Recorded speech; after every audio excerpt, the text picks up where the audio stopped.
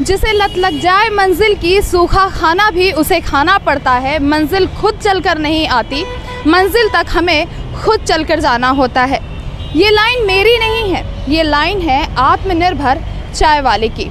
जी हाँ, अगर आत्मनिर्भर चाय वाली से आप अनुमान लगा रहे हैं जेडी वुमेंस कॉलेज के पास प्रियंका चाय स्टॉल की, तो मैं आपको बता दूं कि बिल्कुल भी मैं उस चाय स्टॉल की बात कर ही नहीं रही हूँ। मैं बात कर रही हूँ ज्ञान भवन स्थित ये नए चाय स्टॉल की, जहाँ पर हमारे साथ मौजूद है मोना, जो कि कल से ही यहाँ पर अपना चाय का स्टॉल लगा रही हैं।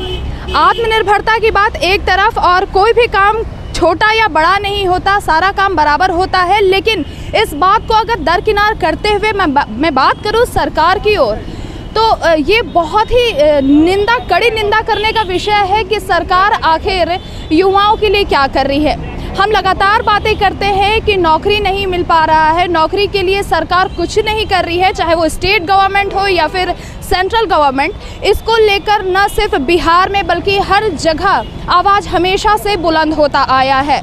और अब स्थिति ये है कि लोग मजबूर हैं अपना रोज़गार करने के लिए। तो ऐसे में सवाल उठता है कि क्या रोज़गार और क्या लड़कियां इस तरह से मजबूर रहे इस तरह के चाय स्टॉल को अपने स्वरोजगार करने के लिए?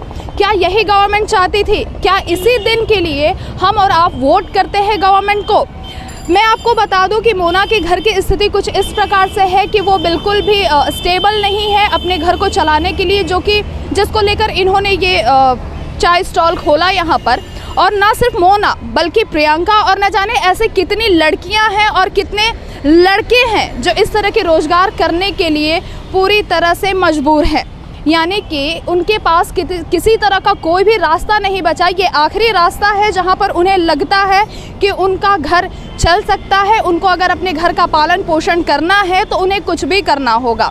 यानी कि शुरुआत चाय स्टॉल से या फिर पकौड़े स्टॉल से या फिर कोई भी छोटा मोटा काम जहां पे उनको लगता है कि उनकी इकोनॉमिकल कंडीशन वो इस स्थिति में है कि वो उसका ज़िम्मा उठा सकते हैं। हम बात करेंगे मोना से और जानना चाहेंगे कि आखिर मोना को ये कहाँ से सूझी कि चाय स्टॉल ही खोला जाए। कुछ और भी काम हो सकता था जो शायद मोना कर सकती थी, या नौकरी के लिए अप्लाई कर सकती थी, प्राइवेट नौकरी के लिए अप्लाई कर सकती थी।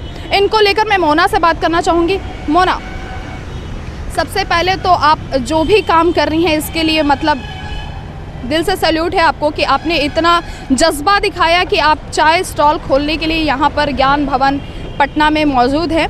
मैं जानना चाहूँगी कि क्या आपने वुमेंस कॉलेज के पास प्रियंका को जिस तरह से आपने देखा चाय स्टॉल खोलते हुए, तो फिर क्या आपको वहीं से सूझा कि आपको भी ये करना चाहिए? चाय स्टॉल मेरे को खोलना था, मैंने पहले ही ये काउंटर बनवा लिया था, बट मेरा पैर टूट गया। अभी भी मेरा पैर में इशू है, तो इसलिए मैं प्लास्टर रहा तो मैं घर में बैठी हुई थी। बट उनका जब मैंने वीडियो देखा कि वो खुद से मतलब चाय बना के सर्व कर रही हैं, तो ये हिम्मत मेरे को उन्हीं से मिला, क्योंकि खुद से खड़ा होकर रोड पे चाय बेचना। चाय क्यों, सीधे तौर पे चाय क्यों? मतलब आप नौकरी कर सकते थे? हाँ, कर सकते थे, बट मेरी एक बहन है जो जॉब करती हैं। सुबह वो 10 बजे जाती हैं, रात के 7 से 8 बजे तक आती हैं। उनके पास बिल्कुल टाइम नहीं बचता, पूरा टाइम उनका इसी में ख़त्म हो जाता है। और मुझे पढ़नी भी है, तो ये सब की वजह से कि मैं बस थोड़ा सा सुबह में लगाऊंगी 6 से 10 या 12, उसके बाद मैं फिर चली जाऊँ। पढ़ाई आपको अभी पूरी करनी है? मुझे क्या क्वालिफिकेशन है आपका? मैंने BCA कर रखा है जेडी वुमेंस कॉलेज से। BCA यानी कि आप समझ रहे हैं कि ये कितनी अच्छी योग्यता है, जो कि अगर कोई भी बच्चा एंटर करता है तो वो आगे BBA, BCA या फिर ऐसे ही कोई कोर्सेज चुनता है कि ये करेंगे तो हमारा भविष्य उज्जवल होगा। यानी कि हम कहीं ना कहीं प्लेसमेंट पालेंगे और हम बढ़िया नौकरी करेंगे, बढ़िया पैकेज कमाएंगे।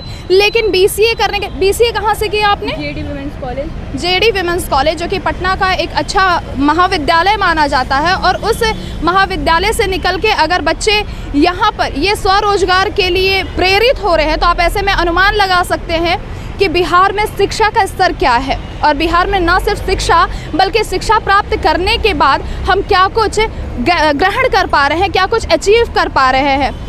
आपने बोला कि आपको पढ़ाई पूरी करनी है, क्या कुछ पढ़ाई? MBA करनी है। आपको लगता है कि BCA के बाद आप यहाँ पे चाय स्टॉल खोलो, यानी MBA में भी पैसे वेस्टेज हो जाए, ऐसा कुछ? नहीं, MBA करनी है मुझे। MBA का सपना है मेरा करना। MBA का सपना है, उसके बाद क्या कुछ करना? और साइड से मैं जनरल कंपटीशन की तैयारी भी कर रही हूँ, क्योंकि मैं चाहती हूँ ये सचिवालय का फॉर्म आया, मैंने उसे भी डाला। जितना भी फॉर्म आता है मैं सब फिल कर देती हूँ। मैंने सुना आपने सचिवालय का जो फॉर्म डाला था उसमें क्या कुछ हुआ था? वो मैं पिछले साल डाली थी, बेल्ट्रॉन वाला। पिछले साल नहीं, याद नहीं मेरे को ईयर, बट उसमें मेरा फर्स्ट एग्ज़ाम निकल गया। सेकेंड एग्ज़ाम मैंने टाइपिंग टेस्ट भी दिया, बट उन्होंने बोला कि आपका मतलब सिलेक्शन नहीं हो पाया। मेरे को लगता नहीं है, मेरा टाइपिंग अच्छा है, क्योंकि उनका कहना था कि आपका नहीं हो पाया। तो मैं ये सोच रही हूँ, मैं मतलब मेरे को ये लगता है कि जो पैसा दिया उसका हो गया, जो नहीं दिया उसका नहीं हुआ। मेरे को ये लगता है क्योंकि मेरा टाइपिंग मतलब आप ये मानते हो कि बिहार में कहीं ना कहीं भ्रष्टाचार लिप्त है, यानी कि अगर आपको नौकरी पाना है तो वहाँ पैसे देने होंगे। हाँ, करप्शन बहुत ज़्यादा है, बहुत ज़्यादा। सुनिए, ये हमारे साथ नई ऊर्जा है, युवा है, और ऐसे में आप अनुमान लगाइए, मतलब कि शिक्षा, उसके बाद बात आती है रोजगार, और अब आखिरी बात जो होती है वो भ्रष्टाचार। ऐसे में बिहार कहाँ की ओर है, बिहार का भविष्य कहाँ की ओर है? और ये सिर्फ नहीं, मोना और प्रियंका तो निकल के आज सड़क पर आ भी गए और इन्होंने चाय स्टॉल खोल लिया, लेकिन ऐसी कई लड़कियां हैं जो मजबूर हैं। वो पूरी तरह से उनके पास कोई रास्ता नहीं है, लेकिन वो कहीं ना कहीं लोक लज्जा और समाज की सोच के वो अपने घरों पर हैं, वो बाहर निकल के नहीं आ रही हैं, उनका क्वालिफिकेशन धरा का धरा रह पा रहा है।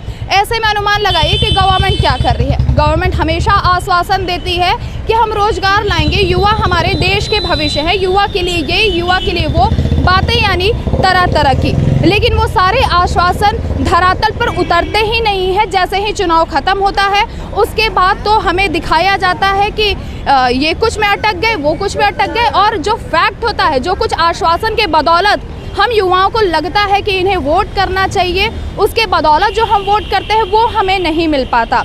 ऐसे में न सिर्फ बिहार बल्कि केंद्र सरकार पे भी ये सीधे तौर पे सीधा निशाना है कि आखिर वो क्या कर रही है युवाओं के लिए, और शिक्षा, रोजगार और भ्रष्टाचार किस प्रकार से लिप्त है और इसके लिए वो क्या कर रही है।